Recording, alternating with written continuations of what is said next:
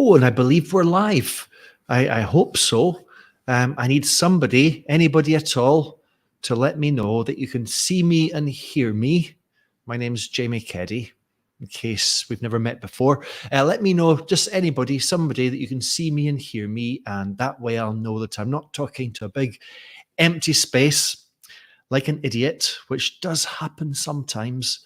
And then we can start. But not until somebody says, "Hello, Jamie." It's Laura. Hello, Laura. Hello, Laura. How lovely to see you here. A fellow Barcelona person, I believe. And Luca. That makes me feel. How's the sound? I just realized I'm just going to check something here. If you'll, yes, it's good. I think everything's good. It's not only good, it's a dream. Everything's a dream. It's working so well. It's been a while since we've done one of these lesson stream lives, isn't it? So I don't know if you remember how it works or what it's all about, or if you know who I am, or if you've forgotten me. But my name is Jamie. I'm Lesson Stream founder. It's all about using story to engage your students. You, I assume, are teachers, and you've taken some time out to spend some time on a Friday afternoon with me, which I'm very honored about, by the way. You know, I can't assume that everyone will do that, but here you are. And hello, Fiona. Hello, Lila. Hello, Fiona. There's Laura and Christina and Luca. Thank you for being here. It's an honor. Let's get straight into it, shall we?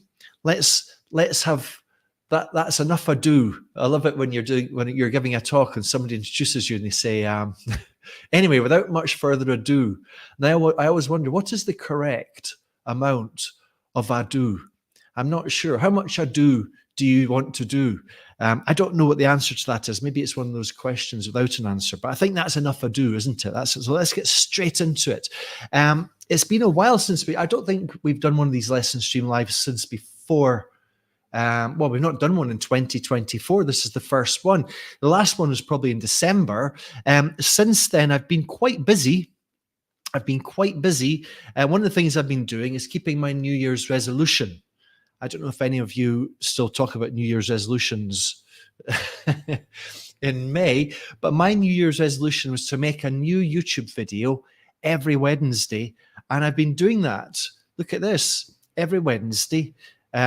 So that's my most recent 8 videos on YouTube. I don't post them anywhere. I don't post them on Facebook. Occasionally I share them with my mailing list, but I like to just see what happens. So it's kind of my new hobby. And it's quite difficult, actually, YouTubing. If you want to make a video that's going to be viewed by people, if you want your videos to be watched, which is usually the idea, you can't just make a nice video. I mean, you can spend time working in the video you're going to make, but you've got to sell it through the thumbnail. And you've got to say things like, you don't know how to teach, and promise the answer. And you've got to say things like, if you can see there, 99% of language teachers suffer from this condition, which actually I do believe. It's something we'll be talking about in this video. But I find it a little bit kind of, a little bit rude in a way. But if you don't do it, nobody's going to watch your videos. And this is the most recent video I made, which you can see is a little bit of something in common with the slide that I've just put on. I wonder if you know that video. Does anybody know this video? The one on the front cover. What kind of animal is that? Do you know what animal that is? There's a 10-second delay. I always forget that. There's about a 10 or 12-second delay. So not a belay, a delay. So if I ask a question, I should always remember that it can take 10 seconds or 12 seconds for it to reach you. And then, of course, the typing time. But Luca's got the answer. That's right, Luca. It is a mountain lion. And I wonder if if you're familiar with this video. It is one that I've referred to a few times before. I do a course on video in Niall in Norwich Institute for Language Education. It's a course on video and image and story, video, image, and story, or VIS, we call it. One of the things we do is for all the participants, the teachers, to share videos that they like to use, and we discuss how we would use them in the class. And this one has come up several times in the last few years. It comes from 2020, so it's 4 years old, and it's a very hairy encounter. I don't know if some of you might not be familiar with that adjective. It's a great adjective, hairy. It doesn't just mean with hair, it means scary and dangerous. A hairy moment. A hairy moment. So it's a hairy moment or a hairy encounter that this hiker has while he's in the Rocky Mountains in Utah. He comes face to face with a mountain lion. And have you seen it? I mean, it's actually quite a scary video to watch, I think. And it lasts for 6 whole minutes. 6 whole minutes. And what happens, you see, is the hikers, he's walking along, probably whistling, as hikers do. He's on his own, and he comes face to face with this mountain lion. And what he does, he takes out his mobile phone to start filming. That's what you do, isn't it? And the mountain lion, she doesn't want to be filmed. She doesn't feel very photogenic on that day. And she kind of freaks out a bit, and she runs towards this hiker. I mean, she sprints towards him. And this is a very hairy moment. And the hiker immediately backs off to not get eaten. And he starts walking backwards, and the mountain lion doesn't back off. The mountain lion follows him, stalks him for 6 whole minutes, and she gets increasingly aggressive. I say she because I think that she was protecting her cubs, and she gets increasingly aggressive, and she hisses at him. And there's moments, like you can see that in the middle there, where she actually almost pounces. And you do think, oh, as a viewer, your heart's actually racing. And 6 minutes of this goes on, and the hiker doesn't once turn his back on the mountain lion, which is quite incredible. I think that's something you're not supposed to do if you meet big cats in the wild. Don't turn your back on them. And so he doesn't turn his back on the mountain lion, nor does he stop filming. There's lots of swear words. They're all beeped out. And eventually, after 6 minutes, the mountain lion decides that she's had enough, and she turns around and runs back to her cubs. And the hiker lets out a sigh of relief. And so do we. And so the question, and by the way, I'm not going to show this video. There's a couple I might show, but the problem is if I show these videos here on YouTube, they can get flagged as me, using other people's content, copyrighted content, and I can get into trouble. So I'm not going to show this. But I will, not yet, at the end of this session, I will be pasting all of the links to all of the videos that we're looking at in the comment below, in the, the box, the info box. And it's and yes, it's a fantastic video, really. It's what YouTube's all about, I think. Maybe the golden age of YouTube has been and gone, but we can be talking about TikTok and Instagram as well for this sort of thing. So what do you do with this video? And you may not have seen it, but I hope that now that I've told you about it, now that I've described it, you've been able to imagine it in your mind's, not necessarily your mind's eye, but your mind's cinema screen. So the question is, what would you do with it? How would you use it in the classroom? And this is a nice discussion that we have. And after having asked teachers this for many years, because I think I've been working with video ever since I discovered YouTube back in 2005 or 6. So we're talking a good 15 years or more. And I've been asking this question. It comes to my attention that it's actually a very, very difficult question to answer, because when we're discussing videos like this, when we're considering videos like this, we're not considering videos for listening comprehension. When the video comes with a spoken text, with a monologue or a dialogue, for example, we generally know what to do with it as language teachers. We use the language.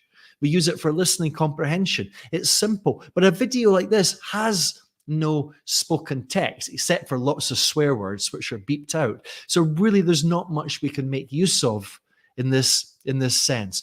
So what do we do with it then? And one of the very first things I'll get back from the trainees that I work with, the teachers, the participants in my courses, is they'll go straight for the grammar. Do you know what I mean? Grammar attack, bam, straight for the grammar. And they'll say, well, I would use it to teach the second conditional. And I'll say, can you elaborate? And they say, yeah, quite simply, I would ask my students, I would show this video to my students, then I would ask them to say what they would do if they were in the hiker's shoes. Now, there's something quite nice about that, isn't there? I mean, we're using the video to create a very meaningful context. And I mean, it's difficult to watch this video without actually thinking that thought, to put yourself into the hiker's shoes and to wonder, what would I do in this situation? And so teachers often seem to be quite happy with that. But there's a couple of little issues I have with that. First of all, it's a long time, isn't it? This video is 6 minutes long. And I would say that's a long time, 6 minutes, 6 language-free minutes, 6 minutes taken up of your valuable classroom time just to create a context. And also, I'm never completely sure about how much there is to say. I mean, you could say you're not going to say I would run away, because if you'd run away, you're going to get you're not going to outrun this line. There is one thing I'm always thinking, why does the hiker not pick up a stone? I think actually maybe he does that at the end, and that's what causes the what would you do if you were in the cat's shoes? A change of perspective. I mean, that's Lucas just said that there. What would you do if you were in the cat's shoes, the wee cat's shoes? A change of perspective. That's an interesting one, but and that's something we can talk about at the end, because but what I want to do here is I want to come back to that video at the end, you see. But what I want to just put to you right here before we continue is that what we're doing there is, this is a very common condition that many language teachers will suffer from. And I call this grammar blindness. And I'd like to put it to you, and I don't expect you to agree with me here, but I want to put it to you anyway, that if you use that video, if you use that 6-minute video to teach the second conditional, you or we are underusing it. It's an absolute terrible waste of a great video, especially if you start to think about all the things that you can or rather can't say to answer the question, what would you do if you were in the hiker's shoes, or maybe in the so this is what we're doing here. I don't know if I explained this already. I'm actually going to work through 6 very common traps. I feel these are traps that teachers use when using video in the classroom. So the first one is grammar blindness. And I made a video about this actually. This is the one I referred to before. I made this video last week. 99% of language teachers suffer from this condition. And I think that it's actually not just language teachers. I know it's language learners as well, have this fascination often for grammar. We're very attracted to it. And when in doubt, go for the grammar. And in this video here, it explores it using a different story, not the mountain lion video, but a different story. It's a trap that I once fell into. So that's what I would say the first thing is. The first trap that teachers fall into often when using videos of the type we're looking at here is to go straight for the grammar without considering the other possibilities. That's number one. Okay. Whoops. Hello, Maria. Nice to see you here. And so let me move on to number 2. And for this, this is about an email I once got from a teacher. And I wonder if you know this. I wonder if you know this music video. Let me show you this music video. Again, I'm not going to play this because I'll get into trouble with copywriting. But I've isolated a few stills from this video. And I wonder if you can name the artist and the song. I have to say, I really do like it a lot. It's a cover. And the email that I got from this teacher a few years ago, she said, Jamie, I've really got to ask you a question. I've fallen in love with the video. And this is the video that she'd fallen in love with. And she said, I don't know if you know this song.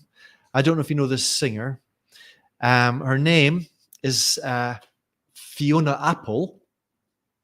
And her song is a cover. It's a cover of the Beatles. The song is Across the Universe. And I'm sure you know it, don't you? Words are flowing out like endless rain into a paper cup. They slither wildly as they slip away across the universe. Pools of sorrow, waves of joy are drifting through my open mind, possessing and caressing me. He started too low there. Jai Guru Deva Om. Nothing's gonna change my world. Nothing's gonna change my world. So this is a cover of that song by the Beatles, sung by Fiona Apple. And it really is quite a lovely cover and quite a compelling video. And this email that I got from this teacher said that she's going crazy because she's fallen in love with the video and she wants to use it in her classroom with her students, but she doesn't know what to do. And she said, and this was really interesting, I thought, she said, look, I know I could use the song lyrics, but that would be under-exploiting the video, which I love. So what do I do? And again, at the end of this, I'm going to post all of these videos in the description box below. And so you'll be able to watch this for yourself. I've decided not to post them at the start because I thought you might click it and watch it and I'll lose you. Because you have to stay with me. So what I did is I rather than, getting involved and telling her what I would do with it, I asked her just a very simple question in this email. I asked her a very simple question. I said to the teacher, I said, okay, I think I can see why you like this video, this music video, but can you just tell me exactly what it is about it that you like? Tell me what it is you like, and also, how did you find it? Or perhaps, how did it find you? Maybe, what does it mean to you? So these were 3 questions I asked. What do you like so much about it? How did you find it? And what does it mean to you? And what I'm going to do now is I'm going to read to you the reply I got from this teacher. So this was an email I got back. She said, "Thank you, Jamie. Well, to answer your questions, to be honest, I don't actually remember how I found this video. I've always loved the Beatles, and I love this song. I think it's a great cover, and I love Fiona Apple's voice. I love the concept of the video. On one hand, she's so calm and peaceful, looking directly at us and singing so beautifully, while all around her is chaos. There's a riot going on. People are smashing the place up with baseball bats, but she's completely unaffected. My favorite part is when she turns upside down. She does this really slowly. She turns upside down and she keeps singing and looking directly at the camera, looking directly at us. I'm a bit confused about who these people are and why they're writing in this diner. They are all young white males. Is there some political issue here? I have no idea. I'm quite a nervous person. I always think I should take up yoga or meditation, but I never do. So I watch this video instead. It makes me feel calm and relaxed." So let me just show you here so you can see for yourself. There it is. That's the text. That's the reply. That's the email that I got back from this teacher that I just read to you. And I had to laugh at this stage. And I wonder if you can see where this is going. I wonder if you can see what was my reply to that teacher. I think that as teachers, as language teachers, we've said this already, we go straight for the grammar sometimes, but as language teachers, when we're working with a piece of material, it doesn't matter what it is, whether it's a song or a text or an image or a video or a short film or whatever, what we do instinctively and understandably is that we go straight for the language, or at least we look for the language. And if we're working with a text, there's no problem because the language is the text or is contained within the text. If we're working with, let's say, a TED talk, the language is the monologue, the presentation given by the speaker. If we're working with a song, the language is provided by the song lyrics. But here was this teacher saying she didn't want to use the lyrics. She wanted to use the video itself, but she didn't know how. And with just a little bit of coaxing, this is the reply she sent back to me, this beautiful, beautiful answer to my question about why she likes it and what it means to her. And if we're looking for a text, if we're using a piece of material and we're looking for the text, go no further, because this is the text right here. And if you were that teacher and this is why you love that video, this is what you have to do. This is what you have to use. Now, here is what I would do if I was that teacher. I would go into the class and I would say to my students, I want to show you a video that I love. I absolutely love this video. And I'm going to show it to you. I might even give this text. I mean, this text would be on paper as a handout. So I might read it to students before showing them the video. I'm going to tell you about this video, and there's the text. I'll read it to you. Then I'll show students the video. Then I'll give them a copy of my text, which is the one you see in front of me. And then students have got to agree with the teacher whether or not they enjoyed the video as much as the teacher. And then it's over to the students. Students have got to find a music video that they like, a music video that they connect with, and they've got to do exactly the same using that text there as a model, which goes into maybe how they found the video, what they remember about it. Maybe it's something that goes back to their childhood or their teenage days, and maybe take some time to describe the music video and the story of it, what happens and what it means to them and why they connect with it.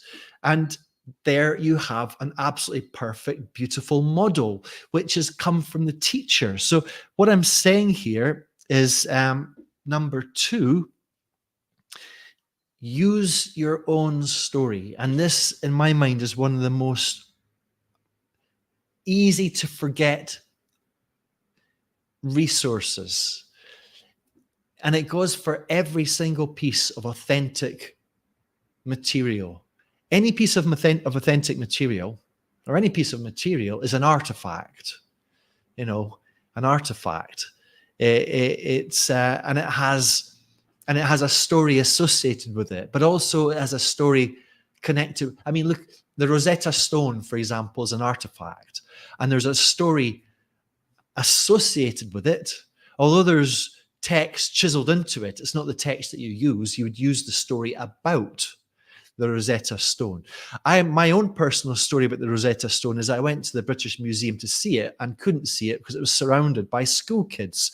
I was disappointed and left. It's not much of a story, but it's my own story about the artifact. And so what I'm saying here is every single piece of material is an artifact. It will have a story about it, but it will also have your story that connects you with it. And that in itself is a resource. Just take one quick more moment to look at that. There's the resource. There is no image without a text, and there is no text without an image. We get and that's a mantra that I use a lot in my courses. If you're using flashcards, it's easy because there's the image and there's the text. If you're using a video which has no spoken language, it's more difficult to find the text, but it's always there. You've just got to maybe put the artifact into words. Get somebody to do that, either you or your students. In this case, you do it, provide a model, then it's up to your students. So that was number 2. Is everybody happy? Is everyone all right?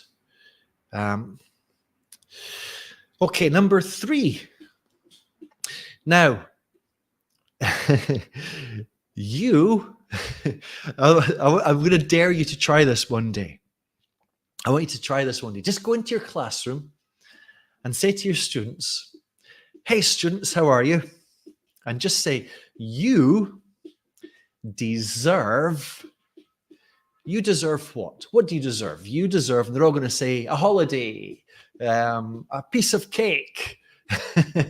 You deserve, and then continue to say, you deserve to, and they're going to say, okay, it's not a noun here, it's a verb. So you deserve to go on holiday, to have the day off. And you say, great, go back to the beginning. You deserve to get.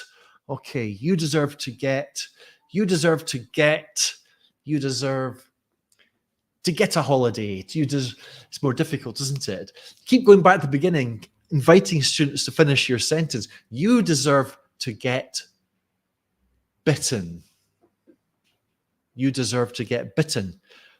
You deserve to get bitten on the ass. You deserve to get bitten on the ass by a dolphin. I dare you to try it. Tell your students, you deserve to get bitten on the ass by a dolphin. Write it on the board. There's so much fantastic, juicy grammar contained within that one sentence, isn't there? That's why I like to sort of take this slow release to it and appreciate the grammar within it. Then ask students, okay, I want you to think of a situation in which somebody says that line. You deserve to get bitten on the ass by a dolphin. Okay, write a dialogue. So consider the context, consider the where, consider the who, consider the what is happening, consider the why. What's the story? Write the dialogue, create a context, that one utterance, you deserve to get bitten on the ass by a dolphin. And after that, once students have shared their stories, performed their dialogues, then you've got a little story for them, and it is this one here. I'm very fond of this video. This dog, can you tell? I mean, what kind of dog is this? It's I know you know the answer. This is a German Shepherd, isn't it? Or a Pastor Alemán in Spanish. And I love this dog's name.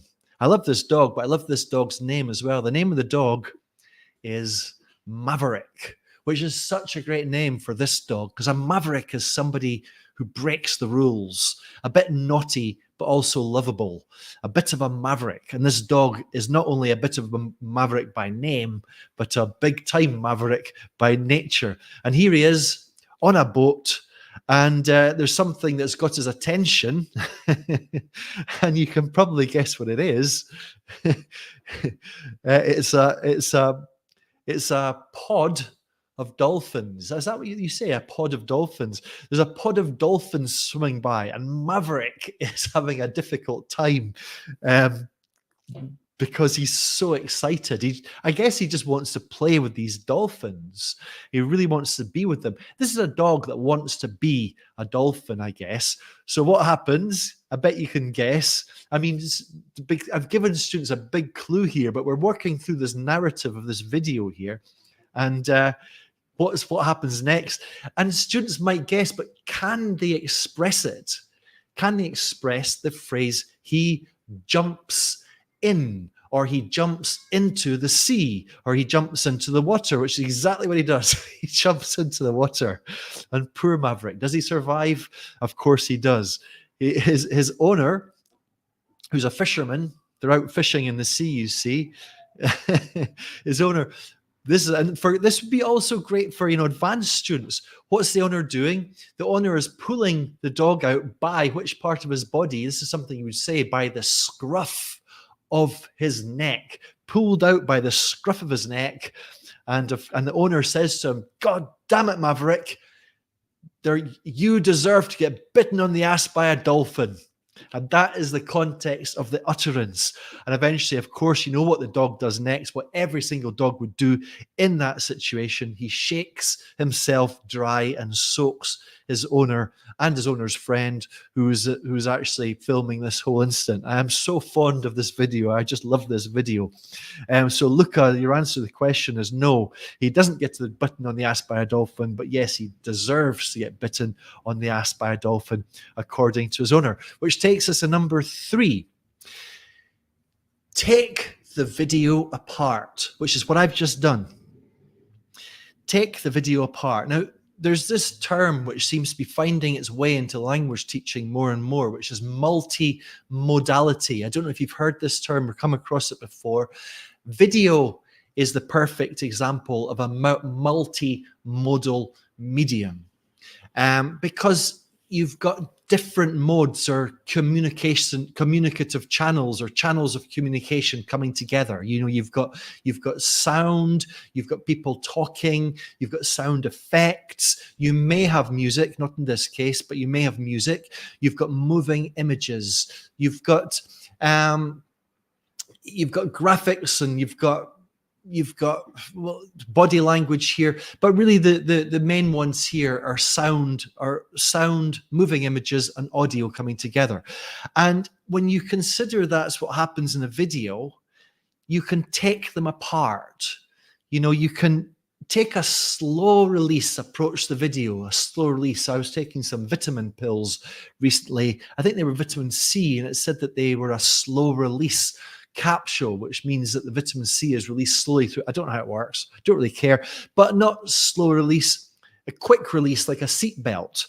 So, you know, we're considering we could start with a single utterance, which is what I did here, or we could start with a transcript, or at least an excerpt of a transcript, a short part of the video, and just give it to students. We think the video has to be used for listening, but not necessarily. If you transcribe a part of the spoken text, you can. That's what you can start with. You can give it to students and ask questions, invite them to read it, and ask questions which require them to think about the bigger picture, which is something that I do so much in my lesson plans.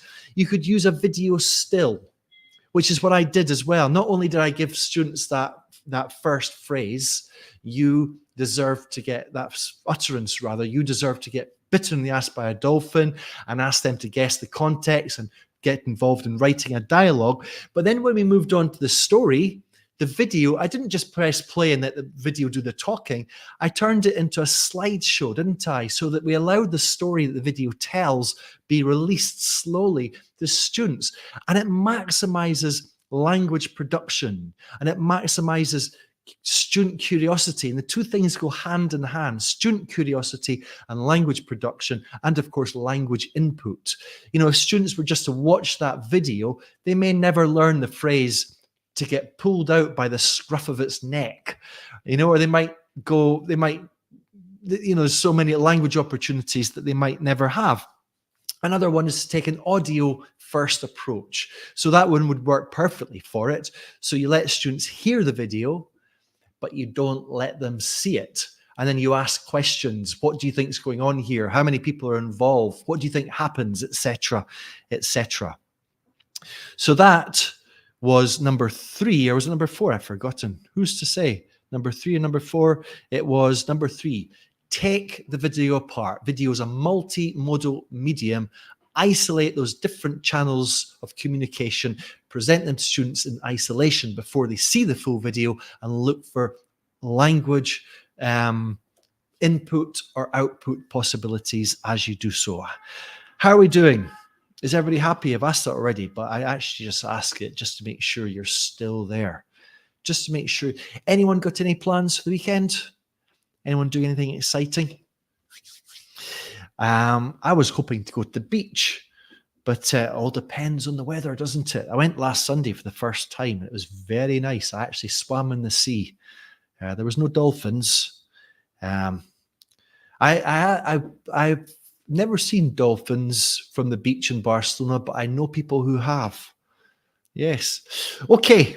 This is a very quick one, the next one that's coming. And stop outsourcing your job to video. I'm not really going to get involved in this, but it's something that I think is very, very important. I think as teachers, I see this myself doing it a lot, and I see other teachers doing it, outsourcing their job to video. And I actually created a video about this. Again, look at my thumbnail. Teachers must know this. It's a bit clickbaity, isn't it? But again, if you don't make thumbnails like this, no one's going to watch your videos. That's my excuse. But But it's about this video is all about using videos to introduce topics. And teachers do this a lot. It's one sort of key way that we use video for. We use videos to introduce topics. And often when I see teachers doing this, or hear about teachers doing this as well, I often think, why would you use a video to introduce a topic when you could use a personal story, a personal anecdote? I've even seen, I've heard teachers say they might use the mountain lion video, for example, to introduce topics, the topics of human-animal interactions. And again, I'm thinking, well, that's great, but it's 6 minutes. It's a 6-minute video, isn't it? So perhaps it's not the most efficient use of classroom time. If you wanted to talk about human-animal interactions, I'm sure you've got a story you could teach of an interaction you once had with an animal. I mean, I've definitely got some stories I could think of about situations, of a wild boar, for example. I met a wild boar here in Barcelona not so long ago. And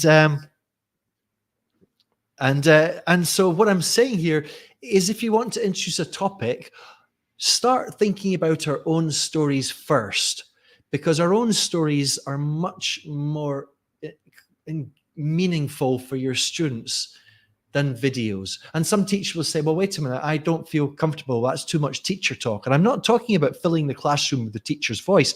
I'm talking about very short videos, which might last 2 or 3 minutes. Sorry, very short stories from the teachers, which may last 2 or 3 minutes. Now, why would any teacher have no problem showing a video which lasts 2 or 3 minutes? No problem with that, but would have a problem telling a story of their own, which is going to last 2 or 3 minutes. There's no problem about using your own stories to set up topics. And this is, if you'd like to know more about this, I really recommend this video, which I took quite a long time to plan and prepare.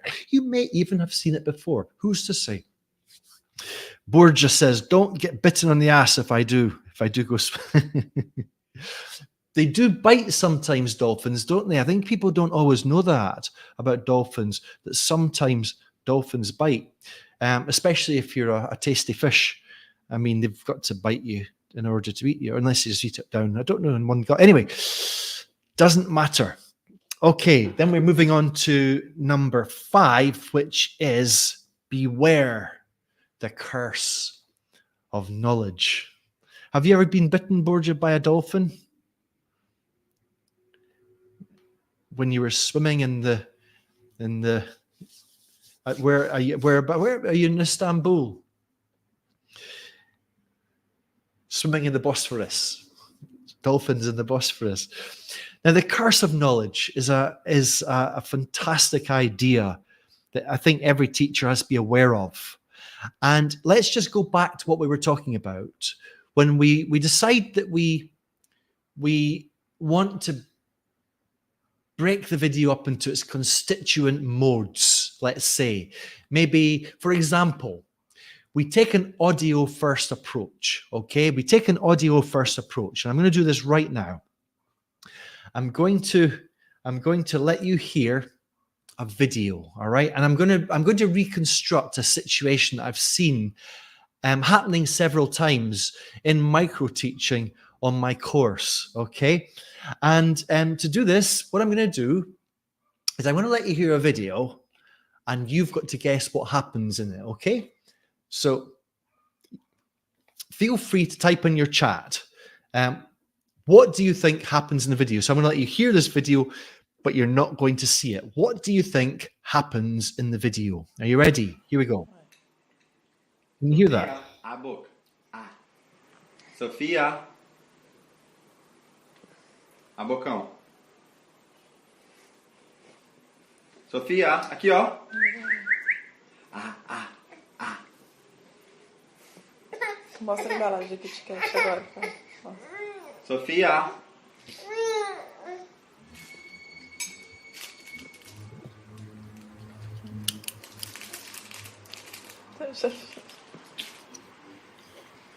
Sofia, a boca. A.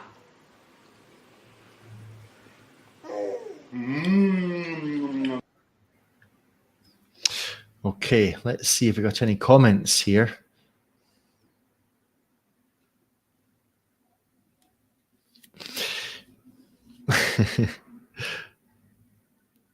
That's not true, is it, Luca?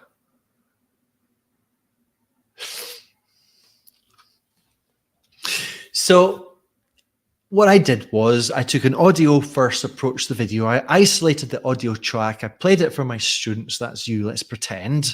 And I asked them to guess what happens in the video. And I've got my eye on your comments there.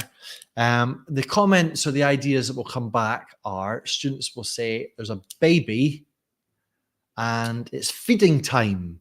And the teacher will say yes, and the students will say, and what? And the teacher will say it's a baby and it's feeding time, and the students will say, and what? And the students will start to look confused, and the teachers, there's a baby and it's feeding time, and what else? And the students are thinking, what do you mean, what else? You asked me what happens in the video, I just told you. And I've seen this applied to this specific video, but I've seen this type of thing happening to other videos before. When the teacher, in this case, lets the students hear the video but without seeing it, asks questions and is expecting the students to guess the answer. And you'd be surprised at how often this happens. You know, if we're going to deconstruct the video and give parts of it to students one at a time and ask them questions, I don't think we should be expecting them to guess the right answer.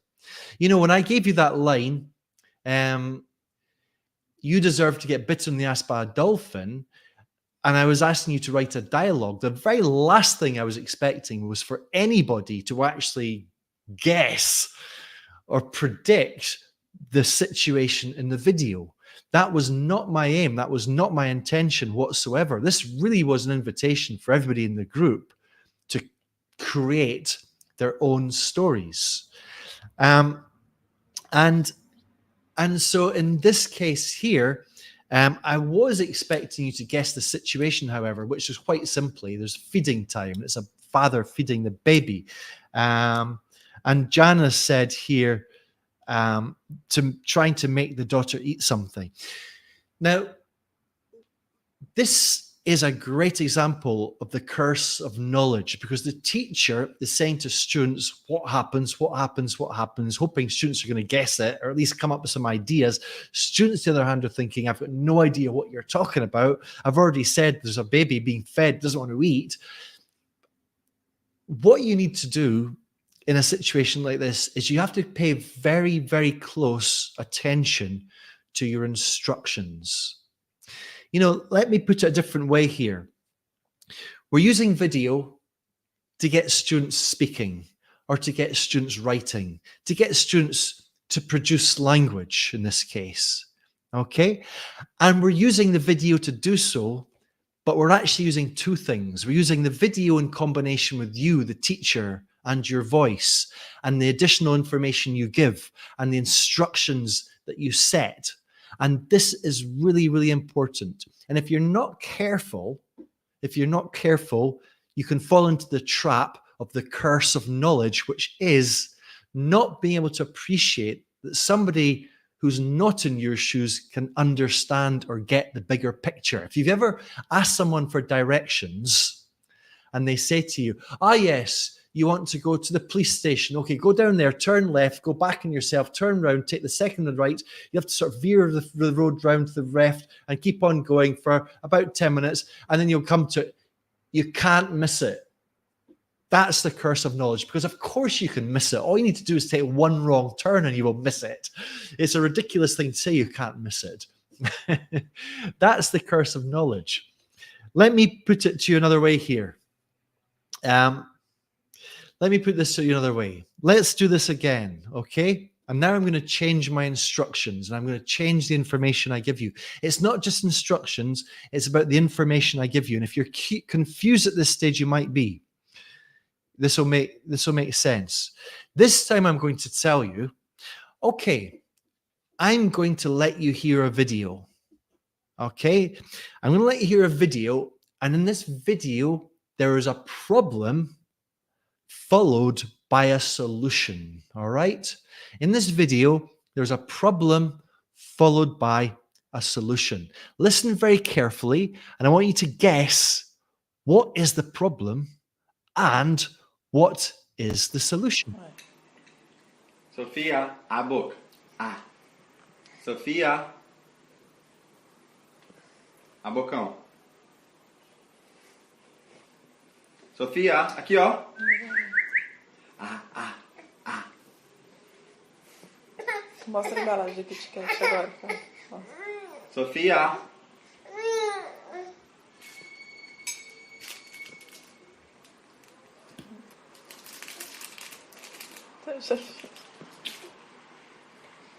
Sofia, a boca. A.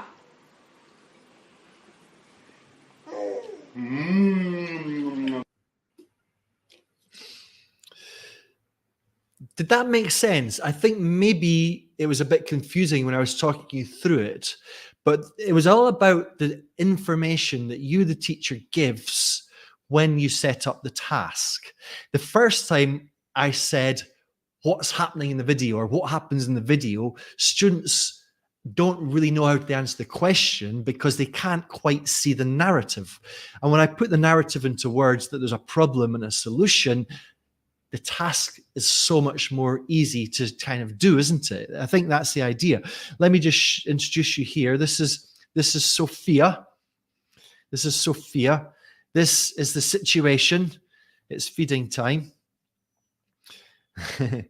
This is the situation. It's feeding time.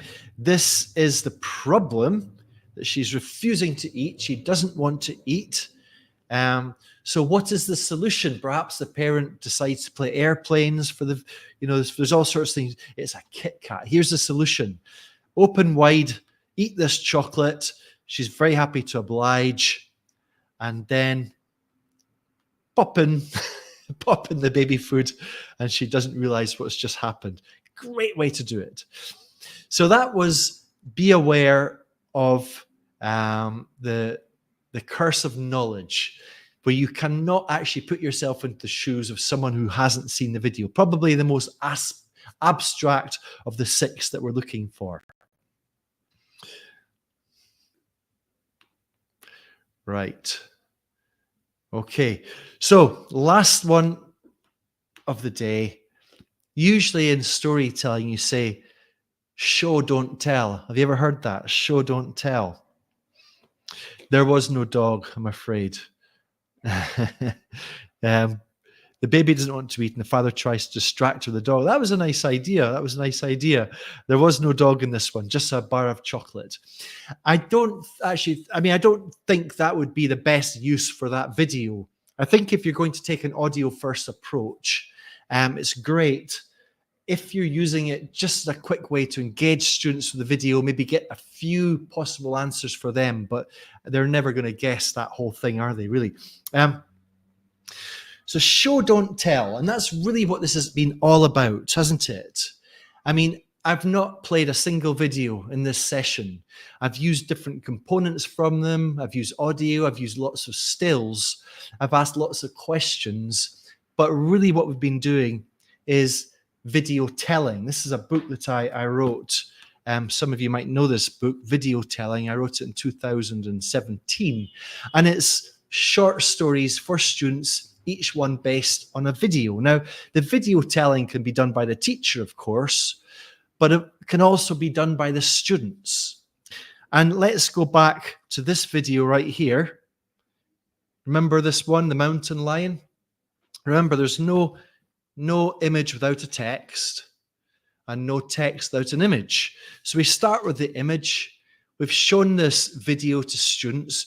We said before that we were going to ask them to say what they would do if they were in the hiker's shoes. That's grammar blindness. You're going straight for the grammar. How about if you gave students a task?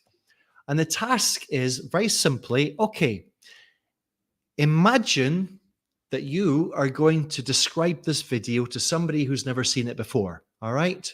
You're in a cafe, you're in a bar, you're in any sort of communicative situation. You want to describe this video to a friend or a family member or an interlocutor, somebody who's never seen this video before. describe what happens from the beginning until the end. And at some point, I want you to say what you would do if you were in the hiker's shoes. Now, isn't that a much more kind of substantial task rather than going straight for that grammar? There's a much more kind of meaningful writing function there. It's also something we do in everyday conversation. So many of the stories that we tell in everyday conversation find their ways into so many of the stories that we tell in everyday conversation originate from screen, originate from video, and so what you're doing there is you're just putting students into that situation of somebody that might want to convey this video to a friend. There's no image without a text, no text without an image. There's no image without a text, but the text does not become apparent until a human being puts that image or that video into words. And you could, if you were to use the grammar, if you were just to use the second conditional approach and go straight for the grammar because of the grammar blindness, you'd miss out on all this language. A hiker, a mountain lions on the path ahead, and all these possibilities. Stalked. I mean, that's a great verb, isn't it? Has anyone seen Baby Reindeer, which is all about stalking, a very relevant word, Netflix big production. And here we've got a great context for that verb stalk to arise. But if you go straight for the second conditional, it's almost like using a flashcard of a picture of an apple, but not teaching the word apple. And so that's the whole idea here. That's what it's all about. And by the way, this is something that drives me absolutely crazy, and I hope you're going to agree with me that this drives you crazy. If you're in a cafe with a friend, and a video comes up, a video on TikTok or a video on YouTube or a video on Instagram, and your friend decides that they want to show you the video, and they'll show it to you, and not only that, they'll put up the volume to the highest possible volume. They'll thrust it in your face. I'm thinking, this is really rude to other people around, but it's very uncommunicative. It reminds me of teacher Henry Barths in the film Detachment, who says to his students, "How are you to imagine anything if the images, if the images are always provided for you?" It's so much more communicative to take the old-fashioned way and describe that video as a storyteller would. So we are teachers. I think it's a time for us to educate people, and force them not to take out their mobile phones, but to tell you the videos as a video teller would. This is about telling, not showing. And this is really what my course is all about. So I'm about to release a brand new course on Sunday. This is a story-based approach to video. It's a mini course for teachers, and it's a course that I've been preparing for a long, long time. It's really about a continuation from this book about how to get the most out of video. It's about how to turn your students into master or expert video tellers. We need some principles of how story works. Video comprehension. Understanding video telling is to understand comprehension. We talk about comprehending texts, but what about comprehending meaning? So video, it's all about making meaning. And this is the key to critical thinking and visual literacy. It's also about creative writing, and the course consists of a number of ready-made lesson plans and teaching ideas for you to use. So if you'd like to take part, I'll be sending out the link on Sunday. Assuming you're all on my mailing list. If you're not on my mailing list, either check back in this video on Sunday or sign up to my mailing list at lessonstream.com. This is a story-based approach to video. Luca. This is an approach to video that I was taught on my first day as a CELTA trainee all those years ago. And it's an approach that I'll be just deconstructing on the course, I would put it to you that it's a great approach, but only for very, very specific videos. And I think that if we were going to approach it to, I mean, what TikTok videos, let's say, tend to last for just a matter of seconds or a minute, you know. So, you know, it's not really an approach that we can apply to a lot of videos. I to be completely honest with you, I have a slight problem with this activity, and I'll tell you why in the course if you're interested. It'd be lovely to have you in the course, and I'll be sharing it. As I said, I'll be sharing information about it tomorrow, Sunday, I should say. So anyway, I hope you enjoyed this. And if I could trouble you to give this video a cheeky little thumbs up, if you haven't already done so, if you could subscribe to my YouTube channel, it'd make me very happy.